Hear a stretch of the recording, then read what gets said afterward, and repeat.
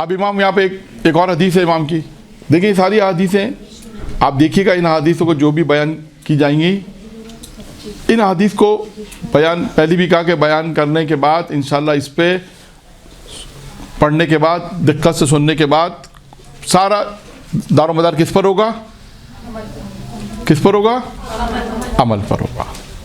اب جو حدیث میں بیان کر رہا ہوں یہ بھی پانچویں امام کی. امام فرماتے ہیں کہ 3 چیزیں انسان کی کمر کو توڑ دیتی ہیں. 3 چیزیں انسان کی کمر کو توڑ دیتی. نمبر 1 کیا ہوگی؟ نمبر 1 جی نہیں, 3 چیزیں انسان کی کمر کو توڑ دیتی ہیں. نمبر 1 ہے انسان اپنی عبادتوں کو زیادہ شمار کرے. اپنی بات کیا, میں نے بہت نماز شب پڑھی ہے, بہت کار خیر کیا ہے, بہت مومنوں کی مدد کی, اپنی عبادتوں کو زیادہ شمار کرے. جبکہ اس کا الٹ آیا ہے کہ جتنی بھی عبادت کرے کہ میں نے کم عبادت. امام نے بولا یہ انسان کی کمر توڑ دیتی ہے. آپ دیکھیے روایت, کمر انسان کی ٹوٹ جائے تو سب کچھ ختم ہو جاتا ہے. تب یہ خاص تعبیر ہے کہ کمر انسان کی توڑ دیتی ہے. عبادت کو, اپنی عبادت کو زیادہ سمجھنا. میں نے نمازیں پڑھی, روزے رکھے, حج کیے, زیارت پر گئیں, کسی کے ساتھ مدد کی, صلہ رحمی کی, جتنے بھی عبادت انسان کہے میں نے تو بہت نہیں کی, بہت سارا کام کیا. نہیں, یہ انسان کی کمر کو توڑ دیتی ہے. اور یہی چیزیں جو انسان کو آگے جا کے نقصان جو ہوتا ہے وہ اسی وجہ سے ہوتا ہے. انسان میں غرور بھی کس سے آتا ہے؟ اسی وجہ سے آتا ہے. غرور کیا ہے؟ یہی ہے کہ انسان اپنی عبادت پہ غرور کرتا ہے. اس لیے کہا جائے کہ اس لیے امام نے فرمایا یہ چیزیں کمر توڑ دیتی ہے. 3 چیزیں جس میں انسان اپنی عبادت کو زیادہ شمار کرے. نمبر 1. نمبر 2 گناہ, جو اپنے گناہوں کو فراموش کر دیتا ہے. اپنے گناہوں کو انسان یاد رکھے اور گریہ کرے اس کے اوپر. جو بھی ماضی میں گناہ کیے ہیں انسان اس کو یاد رکھے, توبہ استغفار کرے. یہ چیز انسان کو آگے بڑھا دے گی. ورنہ اگر انسان نے اپنے گناہوں کو بھول گیا اور فراموش کر دیا تو یہ انسان کی کمر کو توڑ دے.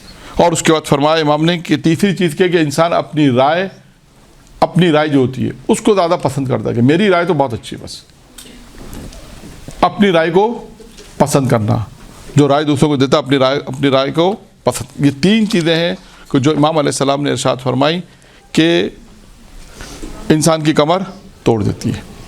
اب آتے ہیں ایک اور قول پر امام کے. یہ جو قول ہے امام کا, یہ قول ہے کہ 3 چیزیں یہاں پر بھی ہیں. وہ کون سی 3 چیزیں جو انسان کے ایمان کو کامل کرتی ہیں؟ 3 چیزیں انسان کے, اچھا ایسی بہت سی روایتیں آپ کو ملیں گی, صرف یہ چیز نہیں. یہ 3 آپ کو میں نے پہلے بھی حوالہ بتایا تھا, کتاب کا نام ہے میزان الحکمہ جلد اول. ایمان کی بحث میں جائیں, وہاں پر آپ کو بہت ساری احادیث ملیں گی جو ایمان کو تکمیل کرتی ہے دیگر بہت سے معصومین سے. یہاں پر بھی 5ویں امام نے ارشاد فرمایا کہ انسان کا ایمان تکمیل نہیں ہو سکتا مگر 3 چیزیں ہوں. اب آپ یہ 3 چیزیں دیکھیں, غور سے سنیں کیا ہے, اور اس کے بعد پھر اپنے معاشرے میں جا کے دیکھیں کہ آیا یہ 3 چیزیں اس پر کتنا عمل ہوتا ہے. نمبر 1 امام فرماتے ہیں اگر کوئی شخص خوش ہوتا ہے, مومن, اگر کوئی مومن شاد ہوتا ہے, خوش ہوتا ہے, تو یہ خوشی اسے گناہ کی طرف نہ لے جائے. جملہ بہت چھوٹا ہے. اب اس کی مثال کیا ہے؟ اس کی مثال کیا ہے؟ شادی بیاہ میں جیسے گانے بجانے ہوتے ہیں, اور آگے تمام وہ چیزیں. یعنی امام فرماتے ہیں جو شخص خوش ہوتا ہے, شاد ہوتا ہے, خوش ہے, یہ خوشی اسے کیا کرے؟ گناہ کی طرف نہ لے جائے. اور اس کی بہترین مثال کیا ہے؟ شادی بیاہ. میں نے پہلے بھی عرض کیا, پہلے بھی جلسوں میں آپ کے یہاں یہی بیان کیا, اور آج بھی یہی موضوع آیا ہے کہ امام علیہ السلام کیا فرماتے ہیں کہ انسان خوشی کے موقع پر, یہ خوشی کا موقع بہت اہم موقع ہوتا ہے. دیکھیں غم کے موقع پہ تو انسان اہل بیت کو بلاتا ہے نا, پہلے میں نے بیان کیا تھا. سوال یہ کہ آیا خوشی کے موقع پر بلاتا ہے نہیں بلاتا؟ تو اب آپ نے یہ دیکھ رہا ہے کہ آیا ہماری خوشیوں میں اہل بیت آتے ہیں یا نہیں آتے. یا دوسرا سوال کہ آیا ہم نے ان کے آنے کا انتظام کیا ہے یا نہیں کیا. بس یہ سب آپ لوگوں کے اوپر ہے. اگر آپ لوگوں نے انتظام کیا ہے, آپ لوگوں کے اختیارات ایسے ہیں, اور جبکہ میرے علم ہے کہ اختیارات ہیں, تو آپ لوگ کے اوپر ہے کہ اگر آپ چاہیں تو ایسی محفلیں منعقد ہوں کہ جس میں معصومین علیہ السلام وارد ہوں. اگر نہیں چاہتے وہ آپ کی مرضی ہے. تو خوشی، امام کیا فرماتے ہیں کہ خوشی کے وہ جو مومن خوش ہوتا ہے، شاد ہوتا ہے، یہ خوشی اسے گناہ کی طرف، باطل کی طرف نہ لے جائے. دوسرا، جب وہ غصے میں آتا ہے، جب وہ غصے میں آتا ہے تو یہ غصہ اسے حق سے باہر نہ کرتے، حق کی بارڈر تک نہ لے کر آئے. یعنی یہ غصہ، انسان غصے میں کہتے ہیں نا آپے سے باہر ہو جاتا ہے. تو پھر کیا ہوتا ہے بعض ہوتا ہے غصے میں جب انسان آپے سے باہر ہوتا ہے تو کیا کرتا ہے؟ بہت سے کام ایسے کرتا ہے جو اسلام اس کی اجازت نہیں دیتا.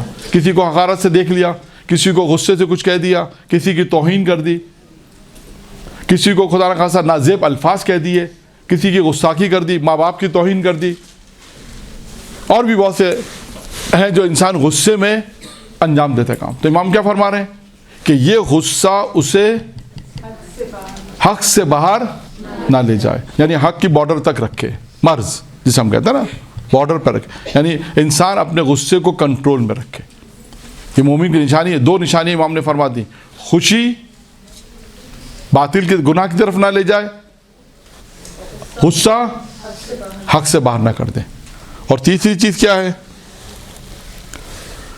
تیسری چیز ہے جب انسان قدرت رکھتا ہے، جب قدرت اور طاقت، مومن کے پاس قدرت اور طاقت آ جائے تو وہ حق حاصل کرے جو اس کا حق ہے. وہ حق اس قدرت سے وہ حق نہ لے جو اس کا حق نہیں ہے. جیسے اگر ہمارے پاس قدرت آ گئی، اب کوئی بھی قدرت آپ کے پاس آ گئی، علاقے کا کونسلر بن گیا، جو بھی مثال تھا، قدرت آ گئی، طاقت آ گئی، یا کوئی عہدہ آ گیا، کوئی بھی ایسی چیز جو انسان قدرت کے لیے شمار ہوتی ہے. ہاں اب یہ صاحب قدرت ہے، اب اسے پتا ہے کہ یہ قدرت تو میرے پاس آ گئی ہے، اب اس قدرت سے میں ناجائز فائدہ نہ اٹھاؤں، میرا جو حق ہے وہ میں اس قدرت سے لوں. کیونکہ قدرت ہے میں حق لے سکتا ہوں، لیکن جو حق نہیں ہے، قدرت ہے کہ میں لے سکتا ہوں لیکن وہ حق میں نہ لوں، اس لیے کہ میرا حق میرا اس چیز پہ حق نہیں ہے. یعنی بہت اہم ہے یہ خاندانوں میں ہوتا ہے، وڈیرا نظام سسٹم میں ہوتا ہے، یا ان نظام سسٹم میں ہوتا ہے، اس سسٹم کے اندر ہوتا ہے کہ جہاں پر انسان کا قدرت آ جاتی ہے تو وہ سمجھتا ہے کہ میرے پاس سب کچھ آ گیا، اب میں اس زمینوں کا بھی مالک ہوں، میں اس زمینوں کا بھی مالک ہوں، میں جو چاہے کروں. خاندان کے اندر بھی ہوتا ہے، بعض اوقات اس کا حق نہیں ہوتا، کوئی بڑا ہے، اس نے کہا میرا حق نہیں ہے، لیکن وہ اپنا مطالبہ کر لیتا ہے. شاید ایسا ہو، اللہ نہ کرے کہ ایسا ہو، لیکن امام فرماتے ہیں کہ قدرت آنے کے بعد انسان وہی حق حاصل کرے جو اس کا ہے، حق ہے، اور وہ حق جو اس کا حق نہیں ہے اس پر ہاتھ نہ بڑھائے. یہ بہت اہم ہے.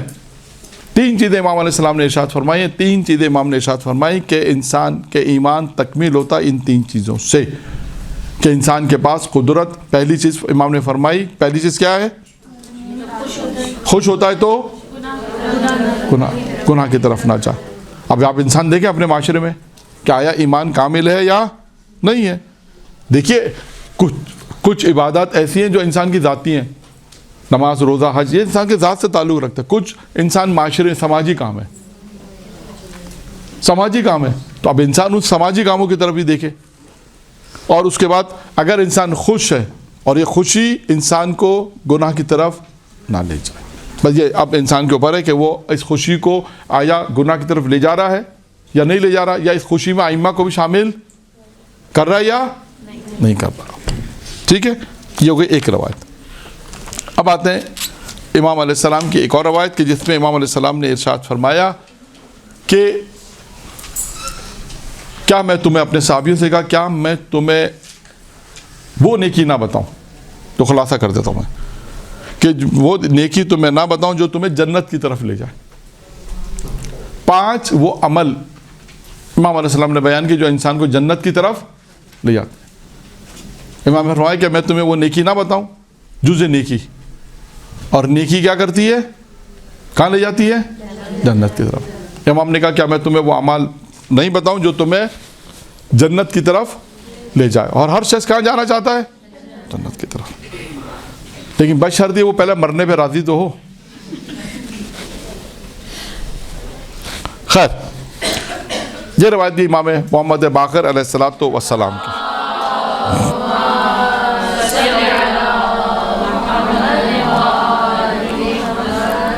نمبر 1 5 چیزیں جنت کی طرف لے جاتی ہیں. نمبر 1 اپنی مصیبتوں کو چھپاؤ, پریشانیوں کو چھپاؤ. نمبر 2 صدقے کو چھپاؤ, جو انسان صدقہ دیتا ہے اس کو چھپائے. امام نے فرمایا دوسری چیز, پہلی چیز مصیبتوں کو چھپاؤ, دوسری صدقے کو چھپاؤ. تیسری چیز ہے ماں باپ کے ساتھ نیکی کرو, کیونکہ تمہاری یہ نیکی اللہ کی رضائیت کا سبب ہے. لیکن پھر آ گیا, وہاں پر بھی آیا تھا جب گناہ کی گفتگو تھی, وہاں پہ بھی آیا تھا کہ ماں باپ کو اذیت پہنچانے سے کیا اثرات مرتب ہوتے ہیں. یہاں پر کیا آ رہا ہے, ماں باپ کو راضی کرنے سے, ماں باپ کے ساتھ نیکی کرنے سے اس کا بھی اثر آ رہا ہے کہ ماں باپ کو اگر انسان راضی کرے, ماں باپ کے ساتھ انسان ماں باپ کی رضائیت کو حاصل کرے, ماں باپ کو خوش کرے, نیکی کرے, تو اللہ راضی ہوتا ہے. اللہ کی رضائیت کا امام فرماتے ہیں ماں باپ کے ساتھ نیکی اللہ کی رضائیت کا سبب ہے. پھر فرمایا چوتھی چیز جو ایک کلمہ ہے جو عربی میں پڑھا جاتا ہے, وہ کیا ہے کہ اس کی تلاوت کثرت سے کرو. نہیں, ایک ایک کر کے لا حول ولا قوت الا باللہ العلی العظیم کا اس کی تلاوت کثرت سے کرو, کیونکہ یہ جنت کے خزانوں میں سے ایک خزانہ ہے. اور میں نے شاید پہلے بھی معلوم نہیں کہ یہاں بیان کیا تھا, نہیں پہلے شاید بیان کیا تھا کہیں پر, کہ میں نے خود ایران میں ایک استاد سے پوچھا تھا کہ انسان کو جب بہت زیادہ پریشانی ہوتی ہے تو کیا کہا, انہوں نے کہا یہ جملہ کثرت کے ساتھ پڑھو, اس سے انسان کی پریشانی بھی دور ہو جائے گی. یہ جملہ انسان روز 1 تسبیح پڑھے, 2 تسبیح پڑھے, 3 تسبیح پڑھے, جتنی زیادہ فرصت ملے انسان اس کی تلاوت کرے. معصوم فرماتے ہیں کہ یہ جنت کے خزانوں میں سے ایک خزانہ ہے, اور مشکلات کے اندر آپ کی مشکلات بھی حل ہو جائیں گی. اور 5ویں چیز امام نے فرمائی جو تمہیں جنت میں پہنچائے گی, وہ کیا چیز ہے, ہماری محبت کا, اہل بیت سے محبت کرو. یہ 5 چیزیں ہیں جو انسان کو جنت میں پہنچاتی ہیں. ٹھیک ہے, اور آتے ہیں آگے. اب آتے ہیں امام علیہ السلام کی زندگی کے حوالے سے 2 چیزیں بیان کروں گا. دیکھیے امام علیہ السلام کی زندگی میں بہت ساری چیزیں ہیں. 5 امام کی زندگی میں آپ کو بہت ساری چیزیں ملیں گی, معجزات, واقعات, کرامات, علم غیب, مردوں کو زندہ کرنا, اپنے چاہنے والوں کی مدد کرنا. اب میں صرف آپ کو دو حدیث سناؤں گا, 2 واقعات بس, ٹائم بھی تقریباً 15 منٹ رہ گیا, اس میں 2 باتیں کہ امام علیہ السلام نے, اور ایک چیز ہے مریضوں کی عیادت کے لیے جانا, شفا بھی لوگوں کو شفا بھی دینا. دیکھیں بہت سارے واقعات امام کی. کتاب کا نام میں بتا دیتا ہوں, آپ اگر جو لوگ مجلس پڑھتی ہیں ان کو آسانی, معجزات آل محمد کتاب کا نام ہے. مدینۃ الماجز فارسی میں ہے, اردو میں معجزات آل محمد کے نام سے 4 جلدی کتاب ہے. دوسری جلد میں آپ کو امام آخر کا حصہ جو ہے وہ امام باقر علیہ السلام کا ہے, آپ کو وہاں سے مل جائیں گی. مناقب اہل بیت بھی دیکھیں, اس کے علاوہ احسان المقال دیکھیں. یہ 3-4 کتابیں ایسی ہیں کہ جن میں اگر آپ مطالعہ کریں تو آپ کو میٹر کافی مل جائے گا امام کے حوالے سے گفتگو کرنے. باقی اور بہت ساری کتابیں جو فارسی سے اردو ترجمہ ہوئی, اگر آپ ان کو بھی دیکھیں گے تو آپ کو اس میں یہ روایتیں ملیں گی اور امام کے حالات. ہاشم بہرانی, پہلی والی کے عاشم بہرانی, مدینۃ الماجز کے, فارسی میں مدینۃ الماجز, اردو میں معجزات آل محمد.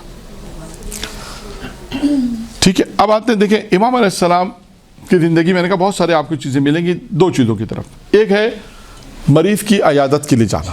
جب امام کس کی عیادت کے لیے گئے تھے, جو مشہور واقعہ ہے, کس کی عیادت کے لیے گئے تھے, جابر ابن عبداللہ انصاری. یہ کون ہے, صحابی رسول. اور ان کی کیا خصوصیت ہے, دیکھیں اگر آپ سب بولیں گی, ہمارے استاد کہتے تھے تم سب بولو گے تو میری سمجھ میں نہیں آئے گا, ایک ایک کر کے, ایک کربلا کے پہلے ظاہر ہے. حدیث قصہ کے راوی جی,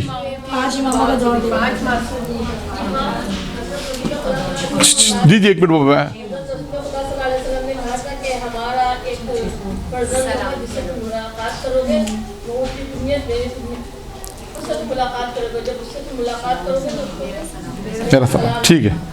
اچھا، پانچ امام اور 2 معصوم کے ہیں. انہوں نے پانچویں امام کا زمانہ دیکھا. ہاں، تو 5 معصوم کا زمانہ دیکھا، 5 امام کا زمانہ دیکھا. حضرت علی سے 5ویں امام ہو گئے اور جناب زہرا اور پیغمبر 2 معصوم ہو گئے. تو کتنے ہو گئے ٹوٹل؟ 7 معصوموں کا زمانہ دیکھا. یوں کہ آپ یوں بیان کریں کہ بیشتر ابھی لوگوں کی آوازیں آئیں کہ 5 امام کا تو دیکھا ہے، 2 معصوم اور بھی ہیں. تو گویا کل کتنے ہو گئے؟ 7 معصوم. 14 میں سے 7 یعنی آدھے تک. 14 معصوم ہے نا، تو آدھے کا انہوں نے زمانہ دیکھا. یہ سب میں تاکید کیوں پوچھ رہا ہوں، اس کی بھی ایک وجہ ہے. جب امام ان کی عیادت کے لیے گئے تو امام نے ان سے پوچھا کہ تمہاری طبیعت کیسی ہے. جو انہوں نے جواب دیا، پھر امام کا جواب، یہ گفتگو ہے. انہوں نے جب امام نے پوچھا تمہاری طبیعت کیسی ہے، تو انہوں نے کیا کہا؟ انہوں نے کہا کہ مولا سے کہا کہ میں 3 چیزوں کو ترجیح دیتا ہوں. 3 چیزوں پر. کیا کہا؟ 3 چیزوں. انہوں نے کہا کہ میں بڑھاپے کو ترجیح دیتا ہوں جوانی پر، موت کو ترجیح دیتا ہوں، اور بیماری کو ترجیح دیتا ہوں صحت پر. کس نے کہا یہ؟ جابر بن عبداللہ. کس سے کہا؟ محمد. 7 معصوموں کا دور دیکھنے والے شخصیت کی کتنا مقام اور عظمت ہے، فضیلت ہے نا. انہوں نے اپنی زندگی میں جو بھی درک کیا، اور انہوں نے جب امام نے ان سے پوچھا تمہاری طبیعت کیسی ہے، تمہارا کیا حال ہے، تو انہوں نے کہا کہ مولا میں ان 3 چیزوں کو 3 چیزوں پر ترجیح دیتا ہوں. اب انہوں نے اپنے حساب سے جو بھی کہا. اب امام نے کیا جواب دیا سنیے. یہ امام کا جواب مہم ہے، وہی پیغام ہے. امام علیہ السلام نے کہا کہ جابر تم نے تو جو بیان کیا کہ جوانی کو، پیری کو، بڑھاپے کو ترجیح دیتے ہو جوانی پر، موت کو ترجیح دیتے ہو زندگی پر، اور صحت، بیماری کو ترجیح دیتے ہو صحت پر. کہا جابر ہم اہل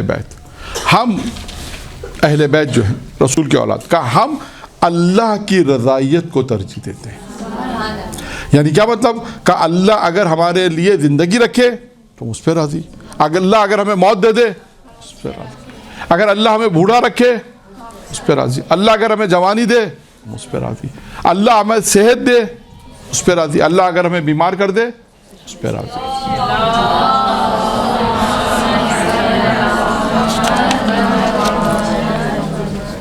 تو یہاں پر جو اس واقعے سے ہمیں کیا نتیجہ نکالا؟ اللہ کی رضائیت. یعنی معصوم نے فرمایا کہ انسان اللہ کی رضائیت پر راضی رہے، اللہ کی رضائیت پر راضی رہے. ٹھیک ہے. یہ اس واقعے سے ہم نے یہ نتیجہ نکالا امام علیہ السلام کا کہ امام علیہ السلام کی زندگی میں ایک پیغام کیا کہ انسان اللہ کی رضائیت پر راضی رہے. اب آتے ہیں ایک اور، وہ یہ ہے کہ امام علیہ السلام کی زندگی میں تھا کہ اپنے چاہنے والوں کی بھی مدد کرتے تھے. اور اس واقعے میں ایک اور پیغام ہے جو بیان کر رہا ہوں کہ امام کا عالم برزخ کا ارتباط. لوگوں نے اس کو یوں بھی لکھا کہ امام کا عالم برزخ سے ارتباط. وہ واقعہ کیا ہے؟